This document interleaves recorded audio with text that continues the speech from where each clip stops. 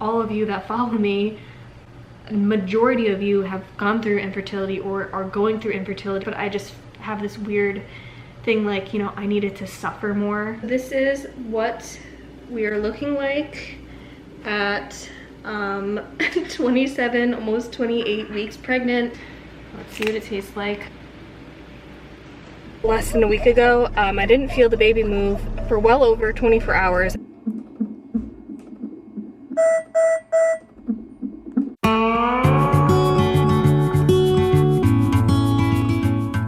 So today is the day that I have to get the screening to see if I have gestational diabetes. Now, if you've never been pregnant before or have gone through this, I'm just gonna explain how it was with me the first time with Mila and kind of what the drink tastes like and kind of like just the overall experience. With Mila, I had a false positive, so I ended up doing the 1 hour test, obviously, and then I ended up doing the 3 hour test.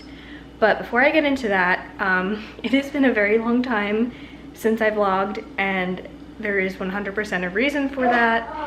I'm currently 28, no, well, tomorrow I'm 28 weeks pregnant, but I guess we'll just say I'm 27, technically 27 weeks pregnant now, so I'm almost in the 3rd trimester. A lot has happened and also a lot hasn't happened. But I'll quickly just show you my belly. So this is what we are looking like at 27, almost 28 weeks pregnant. I feel like I am definitely bigger because, you know, it's my 2nd pregnancy. People usually say that's a normal thing. But I'm also having a boy, if you didn't see my gender reveal. So first pregnancy, obviously Mila, baby girl, and now we're having a baby boy, and I could not believe that for the longest time. It was like the craziest thing because I really just thought I was gonna have girls the entire time. I'll just go over further in the video about how the pregnancy's been. I'm gonna move you.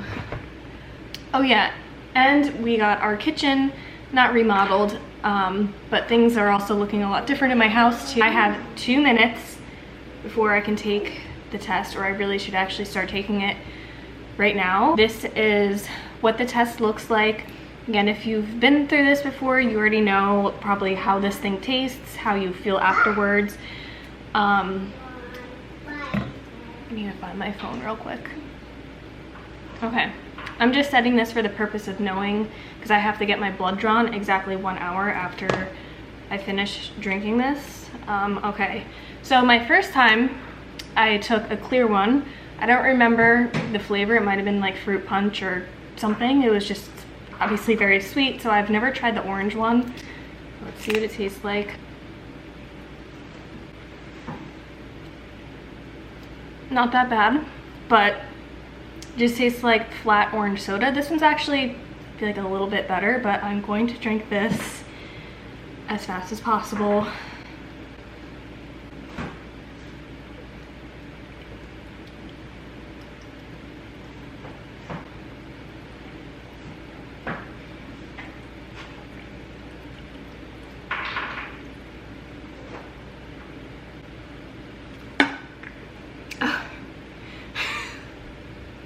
Oh my god.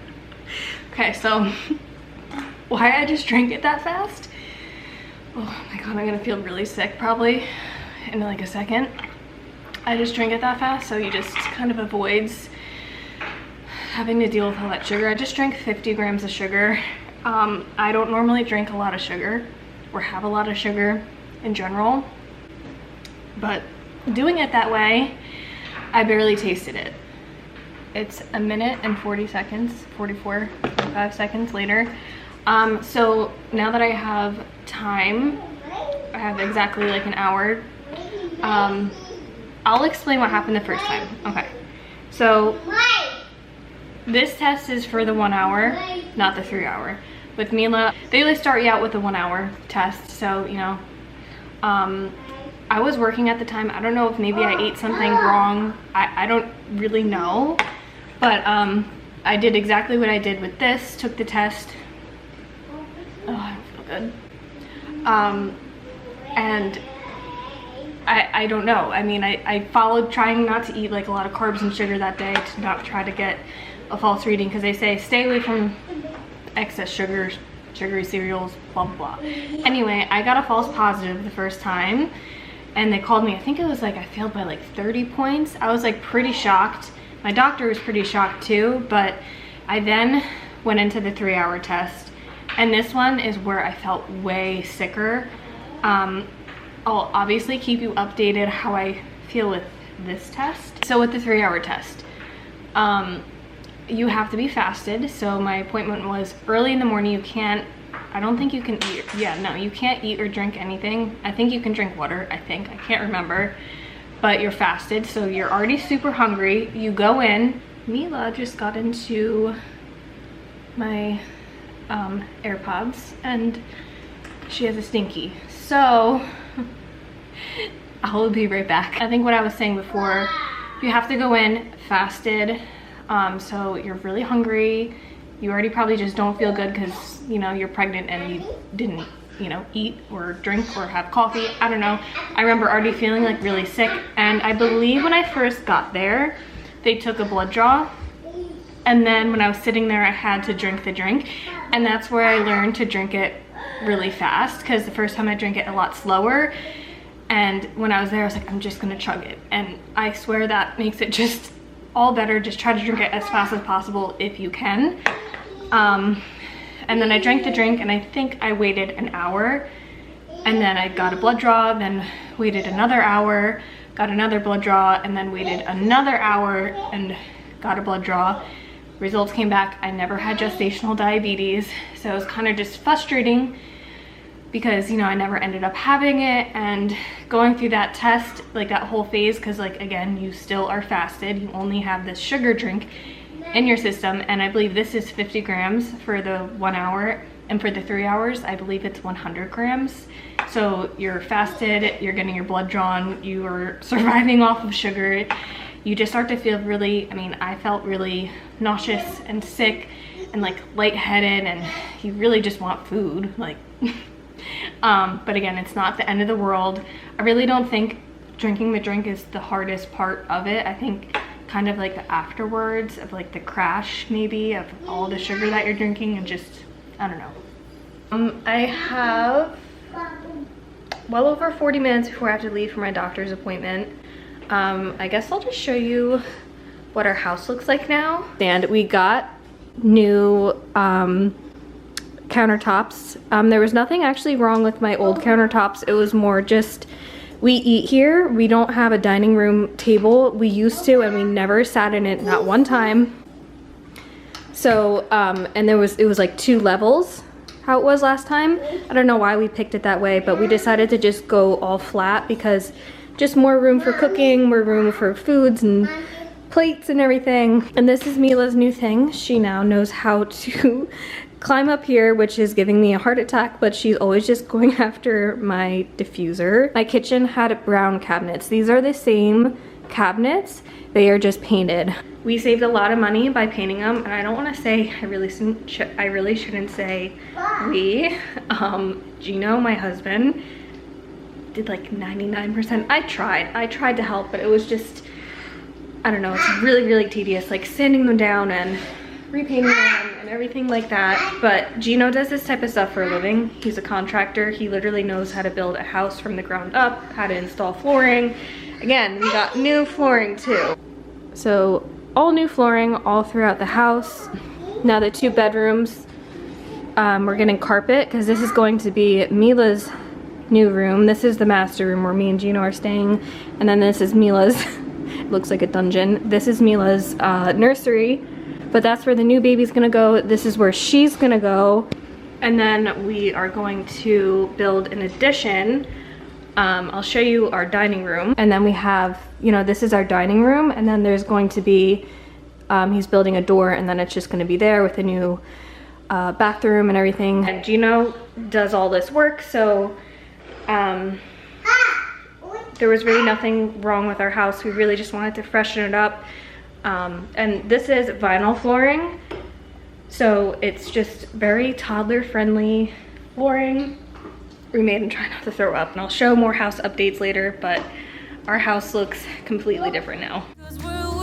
Been hiding, we'll just shake our heads. And when no one is listening, I confess, I'll let you in on everything, even the fact that I'm obsessed.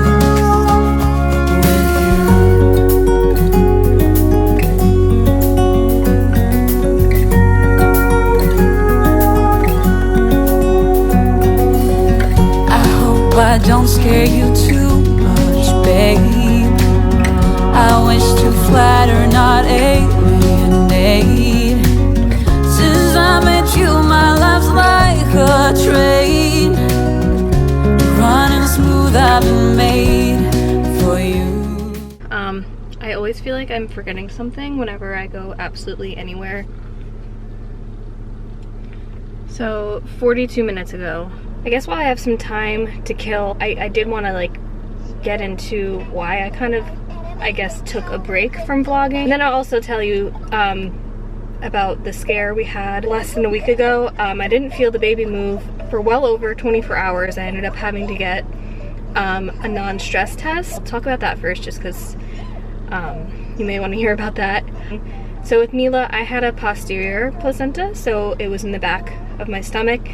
With this baby, I have an anterior placenta, and if you don't know what that is, it means that the placenta is on the front of my belly versus the back, and the baby's behind the placenta.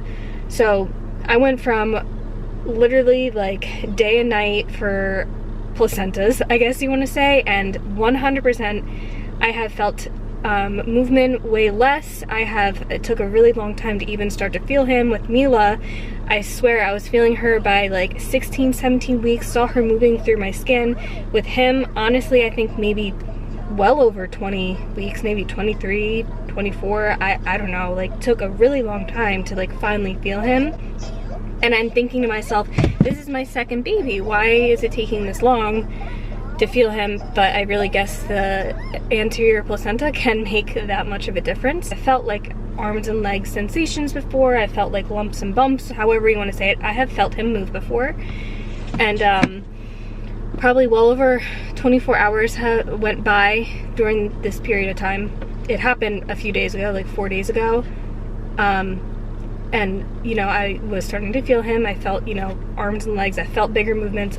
So anyway, I didn't feel him for well over 24 hours, and I'm thinking, is it the placenta? Is it the placenta still? Like, is that normal to almost be in the third trimester and still not feeling your baby that much? I don't know. And I, you know, went that whole day. I think it was like a Thursday or something, and then like that Friday morning, didn't feel him all Thursday, and I was like, I'm not gonna panic, because it's always been kind of weird not feeling him. So usually when I wake up in the morning and I drink coffee, I feel movement. Didn't feel anything, and I'm like sitting there, I'm okay, we're going above 24 hours without feeling him, and I'm like, do I ignore it? And now I know what you're thinking, you're like, you should never ignore something like that, but I'm thinking, I don't know, you know, I've never been in this situation, never went through that with Mila. So I just said, you know what, I'm just going to call, see what the doctor says. I assumed he would have been like, you know, he's still so little, but instead he's like, well, I want to check you out. As soon as I got there, when it's kind of like if you've had a baby before, it's the same thing. They put like the 2 little bands and 2 monitors to track contractions and heartbeat. So it's kind of like those same bands that they put on you as if you're in labor and you're about to give birth or whatever.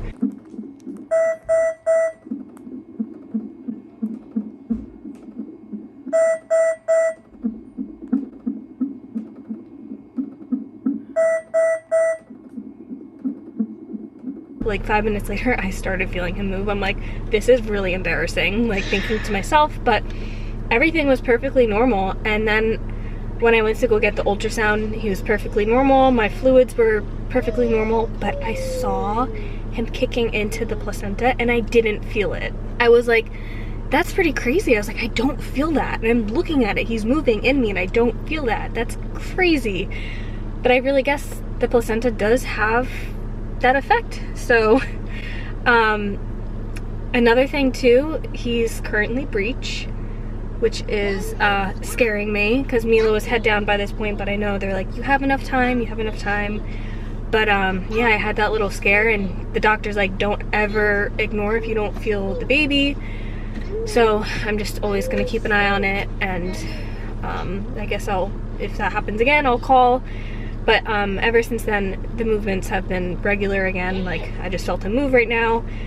But that was pretty much that. It's 11:18. My appointment's at 11:30, or I have to get the blood drawn in 12 minutes about. So I'm gonna go get that done, and then I guess to wrap up the video, I'll kind of say why I stopped vlogging for a little bit of a period of time, but I will see you then.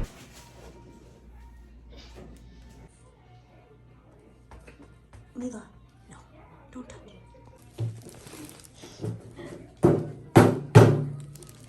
That took a lot longer than I expected. I walked in, I think it was like 11:15ish, and walked out by like 12:45. But for how I'm feeling right now, I'm not feeling too bad. I definitely felt way worse when I did the 3-hour one. Again, I don't really remember how it was like with Mila and the 1-hour test, but so far I thought I was gonna feel a lot more sick than I did. I felt a little sick for maybe like the first 15 minutes, but I just made myself some food. Finally, this is just spinach with some chicken and like olive oil and a little bit of vinaigrette and quinoa and like some cheese and parm. So I'm going to eat that because I'm feeling sick now, because I only ate like, yeah, I only ate 3 eggs with some cheese, and then I had like, for like my coffee this morning, I had Stoke cold brew, and then I have like these protein shakes that have like barely any sugar in them, and I did that as like the creamer. So I just ate my food really fast. And I also had these quinoa chips that were really good along with that too. Also ate those very fast. But I'm not feeling too sick anymore, or you know, I really didn't feel that sick except for like the first 15 minutes. Besides that, I'm just like super thirsty. I know this sounds like a lot of water, but I usually drink over a gallon of water a day. So this is like a half gallon. I just fill this up twice, and this is bottle number 1, and I still have like 14 ounces in this bottle, so I'm pretty behind on water. Don't think you have to drink that much water. I feel really sick when I don't drink a lot of water, and plus it's summertime right now and the heat doesn't help, plus being pregnant, it just doesn't help. So I drink a lot of water. But back to what I was saying before I went in, talking about my non-stress test and not feeling the baby move, but also that the baby is still breech. So I went into the, you know, my appointment and, you know, got my blood drawn and everything, and it wasn't that bad. And then he, you know, did the regular routine, check the heartbeat and everything, check your blood pressure, and I can tell where he put the Doppler that the baby still didn't move. He is still breech. He felt that he was still breech. So now let's just say I'm 28 weeks, turn 28 weeks tomorrow. I'm slightly freaking out because, you know, hearing your baby's breech is just, I don't know, some people might not freak out, but I freak out because I'm like petrified, like overly scared if I have to get a C-section, say if like, you know, he never flips or whatever. And I know people get C-sections all the time, but it's just, I felt the same exact way with Mila. Like, I was just so scared. I've never had surgery like that in my life, but I don't want to, you know, that's just how I feel. Like, I'm very scared and really hope I can have a vaginal delivery, although I do know you just want your baby to arrive here safely, but I still, you know, I feel how I feel. I'm afraid. But anyway, he was discussing, because this is my second baby, that first, say, like, you know, I'm gonna go back in 4 weeks for a 32-week growth scan. So obviously we're gonna see if he turned then. And I also have like a special ultrasound next week at 29 weeks just to see his face, like a 3D one. But anyway, at the 32-week one, they're gonna see how much like he weighs and his position and everything like that. And but he was like saying, you know, the first thing we would try, say if he is breech, the first thing we would try is these, I guess, weird positions that I could do at home to encourage him to flip. And then he said by 36 weeks, because this is my second baby, he feels more comfortable that, I guess, like they would manually like push down, I don't know, like do something to like physically move the baby upside down. And I'm like, that really does work? And he says yes. So trying to stay calm, but then I'm like, oh my god, what if like that doesn't even work? And I have, you know, I stress a lot. But other than that, he is doing very, very healthy. His heart rate sounds really, really good. And, you know, so far, I don't know today if I have gestational diabetes. I'll probably find out sometime next week. Hopefully I don't get another false positive because then that's going to be really hard to go through again. But, you know, I'll live. It'll be okay. Yeah, everything's all good with the baby. He doesn't scare me again like that where I don't feel him for a long period of time. But I guess I'll just speak up upon why I also kind of took a break from vlogging and why I kind of stopped. And I'm just gonna be very honest, like two of the reasons, I guess. One of the reasons, I got really sick during this pregnancy, like, and I did not get this sick with Mila. Let's talk the main reason why I started vlogging, and that was because I was going through infertility. And I don't want anyone, you know, I know all of you that follow me, majority of you have gone through infertility or are going through infertility, and I still have people to this day that message me every day about infertility, and I just have this weird guilt that, you know, it's so weird being on the other side. Even though like with Mila, before her, I was going through recurrent pregnancy loss, and then with baby boy, I, you know, went through numerous failed cycles, and, you know, just my body stopped ovulating and stopped working with 0 answers. But I just felt like, you know, because it was 4 rounds of Clomid, 3 IUIs that failed, and then with him, he was still conceived through Clomid. And that video that I have, if you want to look back, It's Finally Happening, was, you know, I took Clomid, you know, just like I always did, but we just didn't get an IUI, and it worked, and it was just so unexpected. But I have a lot of guilt. We started trying January 2020, and I thought the reason my period stopped was because I was breastfeeding, and then close to 7-8 months later, still no period, and my hormones were all weird, and just, you guys kind of know the story. So everything was just weird with no answers. But so it took from January 2020 to, I found out December 27th to 2020, so almost a year. But I just have this weird thing, like, you know, I needed to suffer more because other people are going through it way harder, because maybe I didn't get to that IVF point. I don't know, maybe it doesn't make sense, but I try to look back at that time, and it's a very dark time in my life that I don't like to even think about. And I just, you know, if you're still struggling, like, I know how consuming infertility is, or even trying to get pregnant, or even if you don't have any specific issues and you're just trying to get pregnant and it's just not happening. I can't even watch those videos or like look at my little icons of those. It's just so, I guess I blacked it out pretty much. It was just a horrible time. And again, I have guilt because I feel like I didn't suffer enough. I don't know. And I just, you know, felt really bad and guilty to make pregnancy videos, because so many of my followers are going through infertility, and who wants to, you know, have failed cycles and then go on their YouTube feed and see a big giant belly. And I don't know if it makes sense. I mean, but I'm just very aware, because I know how it feels to see someone get pregnant and to see a giant belly, and you just see it and you automatically hate them, or you feel some type of resentment towards them, or you feel some type of jealousy towards them, which is all normal. Like, I felt like that too. And like, if you click on this video and you see this belly and doctor's appointments and talking about a baby boy, and you feel like, oh, I hate her, I mean, it's normal.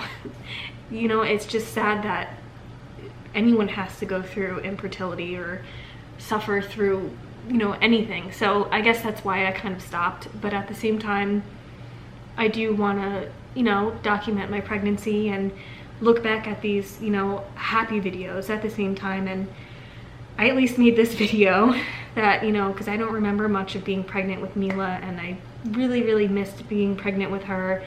And we're not done having kids. I don't know what the future holds. I don't know if I'm gonna have to go through the ringer again to get pregnant for our third baby. Who knows if this is my last baby? Not that we want it to be that way, but say if we just can't ever conceive again. I really just want to try to capture some videos and just look back at this, you know, because this is a positive, happy time for me. And we're in the 3rd trimester, and the 3rd trimester is my favorite trimester. That's baby trimester, you know, things get really exciting. And so I don't know, just I know your pain. I know that pain, and I hate thinking of going through that depressing, dark time. And if you're still going through that, I really just encourage you to just keep trying. And the more you try, you're just gonna beat those odds. And try not to compare other people's infertility journeys to yours, because your body is different than mine or different than hers, or vice versa. As much as I did struggle, you know, I am pregnant. I do have a baby. So and as of right now, everything is super healthy. So, and again, you know, I kind of want to try to start vlogging again, but I do keep in mind of those that are struggling. But I don't know, I don't want to keep rambling, but hopefully that made sense. But I'll keep you also all posted on his breech situation and my anterior placenta situation, if I still, you know, I'm having trouble feeling them. I don't know. But that's all I have for today. And we're gonna probably film our 29-week 3D ultrasound, and I really hope I can see his face. The day I had the non-stress test, I had an ultrasound also.